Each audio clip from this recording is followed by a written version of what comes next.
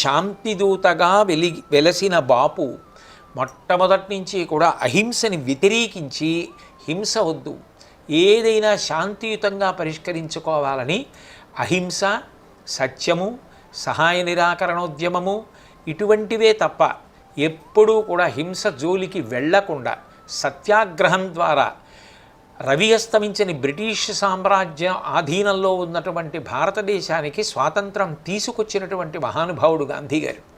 అందుకని శాంతిదూతగా వెలసిన బాపు. గాంధీ గారి గురించి ఐన్స్టీన్ చెప్పినటువంటి మాటలు, కాన్స్టిట్యూషన్ అండ్ కాంపోజిట్ కల్చర్ అని ఒక అద్భుతమైనటువంటి పుస్తకాన్ని రాశారు సూర్యప్రకాష్ గారని. ఆ దామోదరం లా కాలేజీకి సంబంధించినటువంటి వీసీ వారు ఓ పుస్తకం రాశారు. ఆ పుస్తకంలో ఐన్స్టీన్ గాంధీ గారి గురించి చెప్పిన మాటలు రాశారు. అందులో అంటారు Albert Einstein, I believe that Gandhi's views were the most enlightened of all political men in our time. We should strive to do things in his spirit, not to use violence in fighting for our cause, but by non-participation in anything you believe is evil. ఆయన ఎంత గొప్ప మాట అన్నారంటే, మా సమకాలీనమైనటువంటి సమయంలో మహాత్మా గాంధీ గారి కన్నా కూడా అత్యుత్తమమైన సిద్ధాంతములను ప్రతిపాదించిన వాడు లేడు.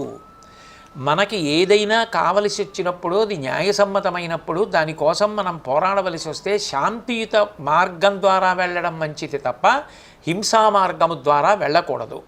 గాంధీ గారు చెప్పినదే పరమసత్యము. అంతేకాదు, మనం ఏది నమ్ముతున్నామో ఆ నమ్ముతున్న విషయం గురించి చెప్పవలసి వచ్చినప్పుడు, నమ్ముతున్న విషయం గురించి మనం ప్రతిపాదించవలసి వచ్చినప్పుడు, మాట్లాడవలసి వచ్చినప్పుడు, ఉద్యమించవలసి వచ్చినప్పుడు భయపడి తప్పుకోవడం కూడా నేరమే, దోషమే.